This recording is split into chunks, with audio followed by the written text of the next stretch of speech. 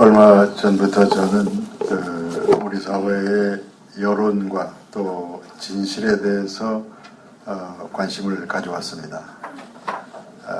민주주의는 많은 사람들의 의견을 받아들이는 정치이기 때문에 대중적 여론을 중요시해야 합니다.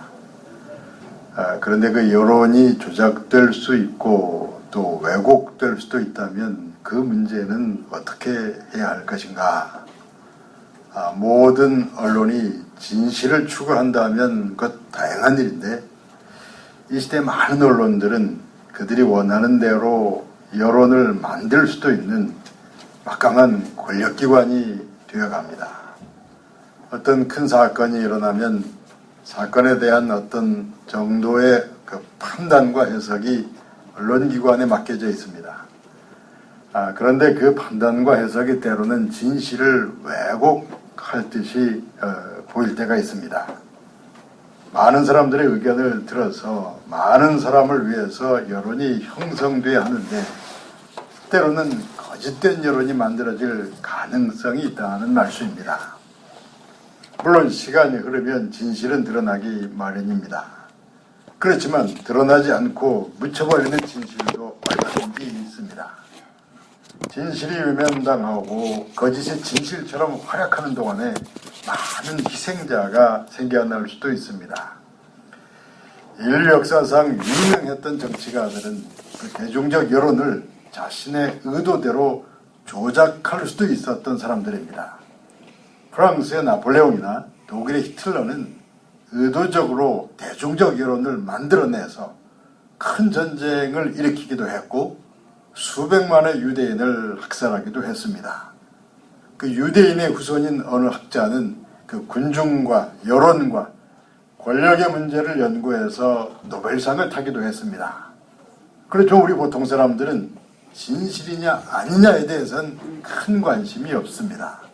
어려운 진실보다는 언제면 우리가 함께 소리칠 수 있는 기회가 올 것인가, 그걸 기다리는 것이 오히려 대중적 속성이 아닐까 생각됩니다.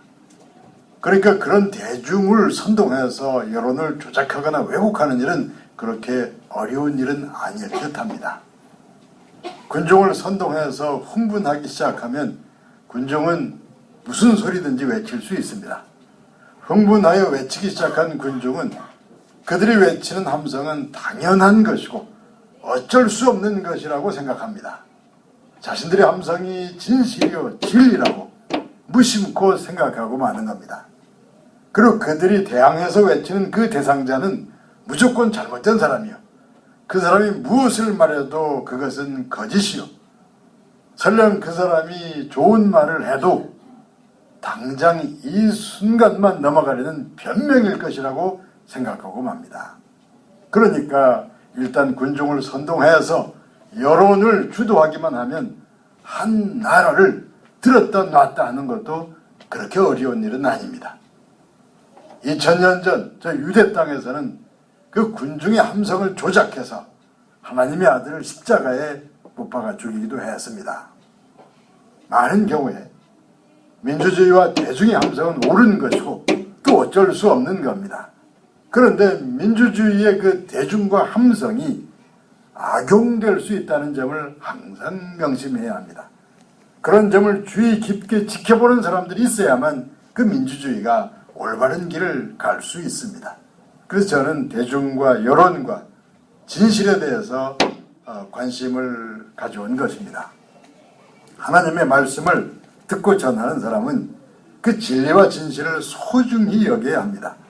근데 우리의 교회 생활은 그 진실보다는 현실적인 성공과 대중적인 부흥성장을 더 중요시 해온 것이라 생각이 됩니다. 그런 대중적 성공을 먼저 생각할 것인가, 아니면 어렵더라도 말씀과 진리와 진실을 먼저 생각할 것인가, 그 선택과 결단이 어느 시대에나 하나님의 종들에게 주어져 있었습니다. 당장 현실적으로 부흥성장하는 것이 진리요 진실이라 생각하는 사람들이 어느 시대에나 있었습니다.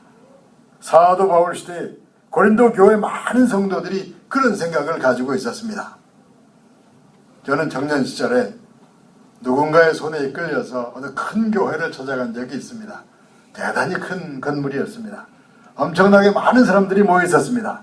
저를 이끌어간 사람이 저에게 이런 방식으로 전도를 했습니다. 이 큰 교회당을 보시오. 이 많은 사람을 보시오. 하나님의 역사가 아니면 이렇게 많은 사람이 한 자리에 모일 수 없고 이렇게 큰 교회를 지을 수도 없습니다. 당시에 저는 초라하고 방황하던 청년이었기 때문에 그 대단한 대중적 위세에 눌려서 아무 말을 하지 못했습니다. 그분의 말씀이 다 맞는 것 같은 느낌을 받고 있었습니다. 근데 세월이 한 30년쯤 흐른 지금 그 큰 교회 지도자는 부패와 타락과 불명예로 온 세상에 알려져 있는 상태입니다. 그의 그 부흥과 성장과 대중적 성공이 하나님의 뜻에 가까운 게 아니었다는 사실이 밝혀지고 있는 셈입니다. 사도 바울 시대에 고린도 교회에도 그런 문제가 있었습니다. 사도 바울은 거의 언제나 어렵게 살았던 듯이 보입니다. 그를 위해서 기도하고 물질 후원을 하는 사람들이 많이 있었지만 평소 사도 바울과 동역자들의 삶은 어렵고 가난한 것이었습니다. 복음을 전하는 동안에 모욕당하는 일이 많았고 비방당하는 일은 부지기수고 핍박을 받고 매를 맞는 경우가 있었습니다. 인간 쓰레기 취급을 당할 때도 있었습니다. 고린도전서 4장 11절부터 13절까지 말씀이 이렇게 전하고 있습니다. 바로 이 시각까지 우리가 졸이고 목마르며 헐벗고 매맞으며 정처가 없고 또 수고하여 친히 손으로 일을 하며 모욕을 당한 즉 축복하고 박해를 받은 즉 참고 비방을 받은 즉 권면하니 우리가 지금까지 세상의 더러운 것과 만물의 찌꺼기가 주되었도다. 이 시간까지 지금까지 사도 바울 일행은 목마르며 헐벗었으며 매를 맞기도 했고 복음 전하면서도 일하면서 먹고 살 것을 보려야 했고 모욕을 당하고 박해를 당하고 비방과 조롱을 당했고 만물의 찌꺼기 같은 세상의 쓰레기 같은 취급을 받을 때도 있었다는 겁니다. 사도 바울은 그런 자신에 대해서 구절을 통해서 이렇게 표현합니다. 내가 생각하건대 하나님이 사도인 우리를 죽이기로 작정된 자같이 끄트머리에 두셨음에 우리는 세계 곧 천사와 사람에게 구경거리가 되었노라. 그들의 형편이 죽이기로 작정된 자와 같았다고 합니다. 전쟁 포로로 붙잡혀서 조금 있다가 처형되기를 기다리는 듯한 그런 어려운 상황에서 살았다는 말씀입니다. 사도들은 거의 언제나 어려움에 처해 있었습니다.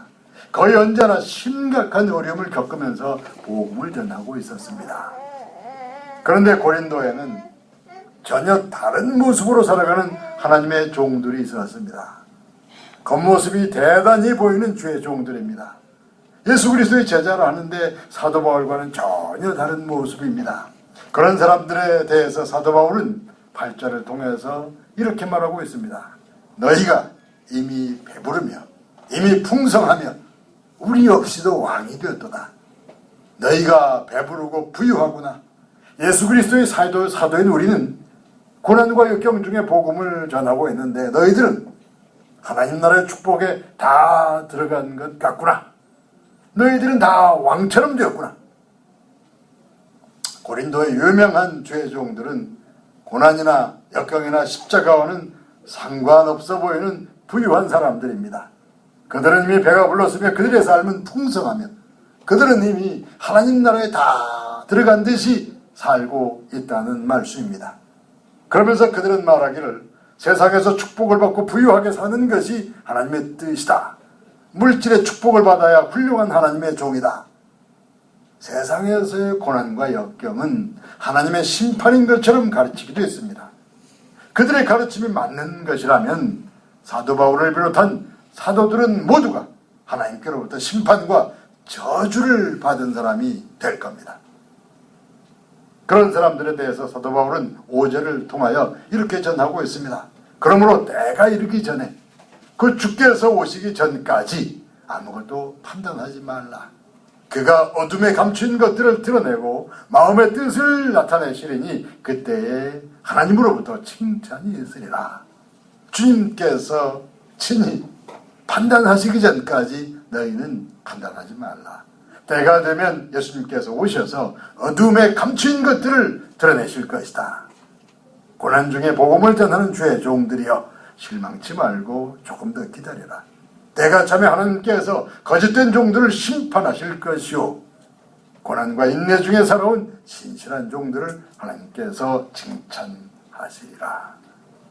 그러니까 사도 바울이 보기에 고린도 교회에는 진실과 거짓 사이를 분별해야 하는 문제가 있었습니다.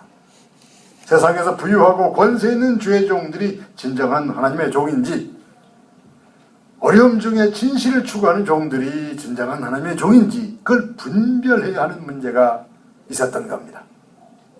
많은 성도들은 세상의 부와 권력을 지닌 종들이 능력 있는 주의 종이라 생각하고 있었습니다. 그러니까 매일 어려움만 당하는 사도 바울 같은 종들에 대해서는 무시했거나 아니면 소홀히 대했을 듯합니다. 참된 제자들을 소홀히 대하는 동안에 참된 가르침도 역시 왜곡되어 갔습니다. 고난과 십자가에 대해서는 관심 없는 가운데 은혜와 축복을 강조하는 삶의 노하우를 전하는 가르침이 인기가 있었습니다. 십자가 없는, 고난 없는, 겸손이나 희생이 없는 그런 복음을 가르치는 겁니다. 그러는 동안에 교회와 성도들은 세상 사람들과 다를 것이 하나도 없는 그런 사람들이 되어갔습니다. 진실과 거짓 사이를 분별하기 어려운, 구태여 분별하지 않는 그런 교회가 되어간 겁니다. 사람들이 모이고 부흥성장하면 그것이 곧 진실이요 복음의 능력이라고 생각하는 그야말로 세속적인 공동체를 만들어간 겁니다. 그렇게 살아온 많은 한국교회와 성도들은 지금 현재 앞이 안 보이는 상황을 맞이하게 됐습니다. 미래가 안 보이는 겁니다. 거짓과 진실 사이를 구태여 구분하지 않으려 했던 목회자들, 그런 가르침들, 그런 성도들이 결국은 미래와 희망이 안 보이는 상황에 이르게 된 겁니다. 그럼 우리가 어떻게 해야 하느냐? 무엇보다 먼저 거짓을 버리고 진실을 택하려고 해야 할 겁니다. 부나 권세가 아니라 해도 하나님께서 원하시는 진리와 진실 편에 서는 게 당연합니다. 이제 저는 우리가 진실한 자세로 바라봐야 하는 우리 미래에 대해서 간단히 말씀드리면서 이 시간 말씀을 마치려고 합니다. 다가오는 미래를 예측하면서 염려하고 대비하려는 학자들이 상당히 많습니다. 그들의 미래 예측을 보면 여러 가지 공통적인 내용을 나타내 보입니다. 유럽의 여러 나라들에 대해서 그 미래에 대해서는 대부분의 경우에 어두운 예측을 합니다. 유럽의 미래는 어둡다는 겁니다. 오랫동안 온 세상 많은 나라를 식민지로 다스려온 유럽의 기독교 국가들의 미래가 어둡다고 합니다. 그렇다면 기독교 선교 미래도 어둡다는 말인가? 유럽의 미래와 선교의 미래가 직결된다고 보긴 어렵지만 어느 정도 관계 있는 것은 사실입니다. 그런데 이슬람 국가들의 미래도 그렇게 밝은 건 아닙니다. 미래의 에너지가 석유가 아닌 다른 방향으로 가게 될 것이라 예측하고 있습니다. 앞으로 20, 30년 정도 후에는 그 산유국을 중심으로 한 중동의 경제가 아주 급추락할 것이라 예측하고 있습니다. 중동 산유국들이 이슬람과 관계 깊다는 점을 생각할 때 전통적인 이슬람 국가들의 미래도 어두운 쪽으로 가게 될 듯합니다. 전통적인 기독교 유럽이나 전통적인 이슬람 국가들의 미래는 어둡게 보이는데, 그런데 인도의 미래에 대해서는 많은 사람들이 밝은 예측을 합니다. 인도는 중국처럼 인구가 많은데 중국과 달리 자유시장 경제를 채택하고 있고, 인도 많은 사람들의 인도 사람들의 평균 연령이 아주 젊다고 합니다. 앞으로 20년 정도 이후에 중국 사람들의 평균 연령이 46세라면 인도의 평균 연령은 34세 정도가 된다고 합니다. 바로 그 점을 중심으로 해서 인도를 긍정평가합니다. 그런 점을 중심으로 해서 가까운 미래에는 미국이나 중국보다 인도가 더 강력한 나라가 될 거라고 많은 학자들이 예측합니다. 그러니까 우리의 미래는 예측 불허의 경쟁 시대가 될 듯합니다. 특히 기독교 선교에 있어서는 무척 어려운 시대가 될 듯합니다. 그리고 미래를 예측하는 학자들 거의 모두가 이런 점에서 동의합니다. 이 나라에서 저 나라로 옮겨 다니는 많은 난민들이 발생할 것이라고 합니다. 특히 불규칙한 이상기후 문제로 많은 난민들이 발생할 거라고 합니다. 기후온난화 문제로 해수면이 점점 높아져 갑니다. 해수면이 높아지면서 바다에 잠기는 땅들이 점차 많아져 갑니다. 몰디브라는 나라는 머지않은 장래에 해수면 아래로 잠길 것이라고 합니다. 그리고 적도 근처의 환경 조건이 상당히 악화되어 갑니다. 그래서 나라를 옮기든가 나라가 사라지든가 해서 어쩔 수 없이 많은 난민들이 생긴다는 겁니다. 그런 사람들을 일컬어서 기후난민이라 부르고 있습니다. 기후난민이 아니라 해도 세상 많은 사람들이 옮겨 다니고 섞여 살아야 하는 어쩔 수 없는 열린 사회가 다가오고 있는 중입니다. 나라 사이에, 지역 사이에 옮겨 다니는 사람들이 훨씬 더 많아질 것은 틀림이 없습니다. 많은 변화가 예상되는 가운데 이동성은 강화되어 가고 많은 사람들이 어울리고 섞여서 살아가야 하는데 그런 미래를 생각할 때 교회와 성도들이 어떤 준비를 해야 하는가? 저는 이제 잠언 말씀 중에서 몇 구절을 말씀드리려고 합니다.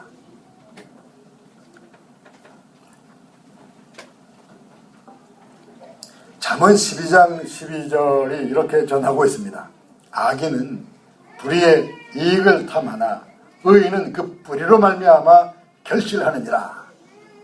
씨앗을 심고 거기서 뿌리가 내리고 그 뿌리로부터 싹을 내서 성실하게 심은 대로 거두는 방식으로 경제 생활을 하라는 가르침입니다.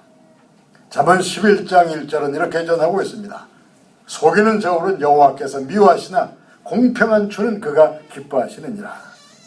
장사하는 사람이 저울을 속이면 그 사회의 상거래 질서가 흔들리고 맙니다. 속이는 저울은 거짓과 불의를 의미합니다. 속이는 저울은 하나님께서 미워하신다는 말씀입니다. 잠언 21장 3절은 이렇게 전하고 있습니다. 공의와 정의를 행하는 것은 제사 드리는 것보다 여호와께서 기뻐하시느니라. 진실하게 일하며 올바르게 살려고 하는 그것이 하나님께서 기뻐하시는 일입니다. 예배를 드리면서도 거짓되이 살아가는 것은 하나님께서 기뻐하시는 일이 아니라는 말씀입니다. 점점 더 많은 사람들이 오고 가고 섞여 살아야 하는 시대가 다가옵니다. 그런 많은 만남과 관계 속에서 하나님의 백성들이 정직과 진실을 추구하며 사는 것은 너무나 중요한 일입니다. 정직하고 진실한 관계를 통해서 신뢰가 쌓이면 그 신뢰가 복음의 통로가 될 것은 너무나 당연한 일입니다. 먼 곳으로 선교하러 가는 사람들이 그 먼 곳까지 가서 거짓과 불의를 행해서 불신만 쌓고 돌아오는 경우가 얼마든지 있었습니다. 그러니까 멀리까지 가서 복음과 선교의 통로를 막아버린 경우가 얼마든지 있었다는 말씀입니다. 주변의 작은 일에서부터 거짓과 진실에 대한 분별을 시작하시길 바랍니다. 그러는 동안에 하나님께서 여러분들을 복음의 통로로 삼으실 것을 믿으시길 바랍니다. 그런 믿음이 여러분들 모두에게 충만케 되기를 예수님의 이름으로 축원합니다.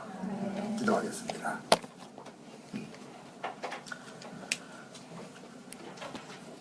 아버지 하나님이시여, 인간적인 의를 내놓지 않더라도 하나님의 복음의 도구가 되기 위해서 우리의 삶과 인격에 먼저 정직과 진실을 추구하게 하시옵소서.